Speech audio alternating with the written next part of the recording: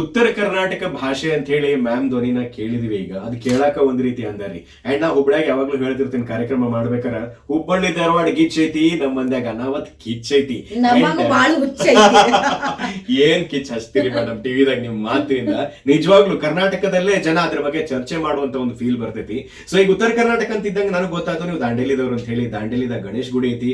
ನಾವು ನಮ್ ದೋಸ್ತರೆಲ್ಲ ಹೋಗಿ ಬಾಳ ಎಂಜಾಯ್ ಮಾಡ್ತೀವಿ. ಬಾಳ ಮಸ್ತ್ ಐತಿ ನಮ್ಮೂರು. It's a lovely place. So ಹೇಳ್ರಿ ಮ್ಯಾಮ್ ಒಂದ್ 4 ಮಾತುಗಳು ಕೇಳಬೇಕಾಗಿತ್ತು ನನಗೆ. ಅಂದ್ರೆ ಈಗ ನನ್ನ ನ್ಯೂಸ್ ವಿಚಾರದಲ್ಲೇ ಮಾತಾಡ್ಬೇಕಂದ್ರ ಯಾವಾಗಾದ್ರೂ ನಂಗೆ ಬಾಳ್ ಸಿಟ್ಟು ಬರ್ತೈತಿ ನೋಡ್ರಿ. ಈ ಗೆಸ್ಟ್ ಎಲ್ಲಾ ಬಂದಿರ್ತಾರ, ಏನ್ ಮಾತಾಡಿದ್ರು ಒಟ್ಟ ಸಮಾಧಾನ ಆಗಲ್ಲ. ಆವಾಗ ಪರ್ಫೆಕ್ಟ್ಲಿ ಉತ್ತರ ಕರ್ನಾಟಕ ಲ್ಯಾಂಗ್ವೇಜ್ ಬಂದ್ಬಿಡುತ್ತೆ.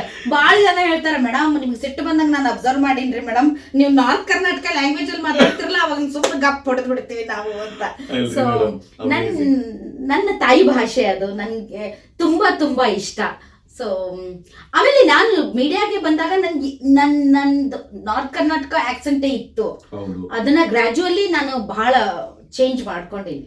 ಯಾ ಡೆಫಿನೆಟ್ಲಿ. ನಮಗಂತೂ ಫಸ್ಟ್ ನೋಡದಾಗ ಗೊತ್ತಿರ್ಲಿಲ್ರಿ. ಆಮೇಲೆ ಮಡ್ಡ ಹೆಸರು ನೋಡಿದ್ವಲ್ಲ ಹಿರೇಗೌಡರ್ ಅಂತ ಹೇಳಿ, ಓ ಇವ್ರು ಯಾರೋ ಈ ಕಡೆ ಉತ್ತರ ಕರ್ನಾಟಕದವ್ರು ಅಂತ ಹೇಳಿ ಗೊತ್ತಾಯ್ತು.